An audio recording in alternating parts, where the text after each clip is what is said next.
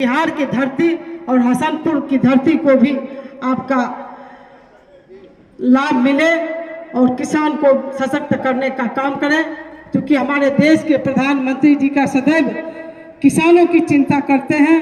किसान ही उनके लिए आधार हैं। और हमारे देश की जो महिलाएं जो घर से बाहर कभी नहीं निकल पाती थी, चौखट से बाहर नहीं निकल पाती थी, उनके लिए भी हमारे प्रधानमंत्री जी आज निरंतर चिंता कर रहे हैं कि हमारे देश की महिलाएं कैसे सशक्त हो, कैसे शिक्षित हो और कैसे आत्मनिर्भर हो। तो उनके चिंतन का परिणाम है कि आज हमारी बहनें घर से चौखट से बाहर निकल करके आज के इस सभा में उपस्थित हुई हैं और प्रतिनिधित्व करने का भी काम करती हैं। साथियों, हम सभी जान रहे हैं कि 2005 से पहले राजद की सरकार थी, लंबे समय तक सरकार चली, लेकिन कभी महिलाओं को प्रतिनिधि बनाने का चिंता राजद सरकार में नहीं किया गया।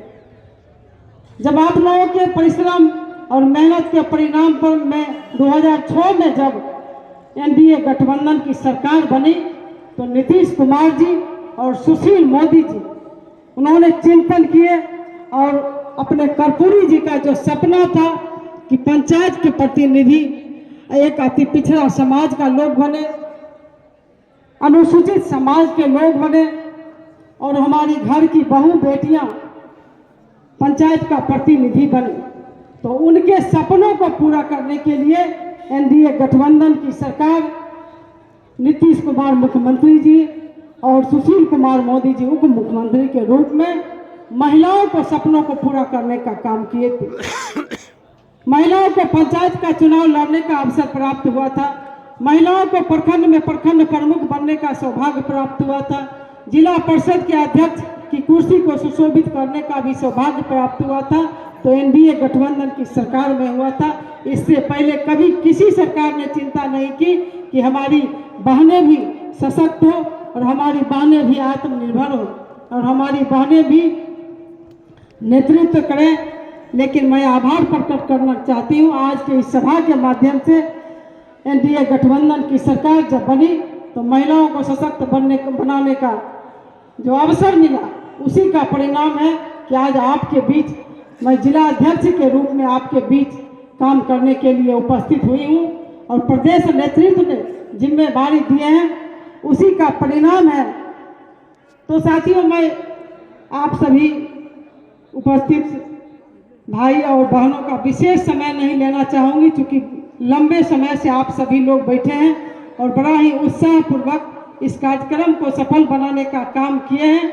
तो आपका जो डिमांड हमारे कार्यकर्ता साथी रखे हैं, निश्चित रूप से उसको आगे बढ़ाने का काम करूंगी और इम्प्लीमेंट करवाने का भी मैं प्रयास करूंगी, क्योंकि हमारा क्षेत्र कृषि प्रधान क्षेत्र है। तो कृषि किसान जब खुश रहेंगे तो सारा देश खुशहाल रहेगा और हमारे प्रधानमंत्री जी का जो सपना है विकसित भारत बनाने का जो लक्ष्य है, हमारे किसानों का विकास होगा, हमारी महिला बहनों का विकास होगा, तभी हमारा विकसित भारत बनाने का जो सपना है, जो लक्ष्य है, वो पूरा हो सकेगा। साथियों, मैं बस आप सभी साथियों से यही आग्रह करना चाहती हूँ कि आप सभी लोग अपने संगठन को बूथ स्तर तक ले जाने का काम करेंगे।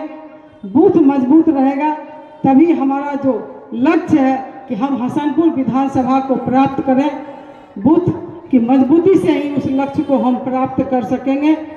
कहावत भी है, शिल्पे आवत जातते रसली आवत जातते जातते शिल पर परत निशान। तो आपका अगर संघर्ष चलता रहेगा तो निश्चित रूप से उस शिल पर निशान पड़ेगा और हसनपुर विधानसभा हमें प्राप्त होगा और इसका प्रयास मैं निश्चित रूप से करती रहूंगी। और आज के कार्यक्रम का एक हमारा जो संविधान गौरव यात्रा कार्यक्रम पूरे बिहार में चल रहा है। हमारे विधायक जी भी विस्तार से चर्चा किए हैं और हमारे जिला अध्यक्ष जी भी उस पर चर्चा किए हैं। इसलिए मैं आपका विशेष समय नहीं लेना चाहूँगी। बस मैं भारत रत्न डॉक्टर बाबा साहब भीमराव अम्बेडकर जी, जो शिल्पकार थे, भारत के संविधान के निर्माता के रूप में जाने जाते थे, उनको मैं अपनी ओर से पुष्पांजलि अर्पित करते हुए, उनके चरणों में प्रणाम करते हुए अपनी वाणी को विराम देती हूँ। धन्यवाद।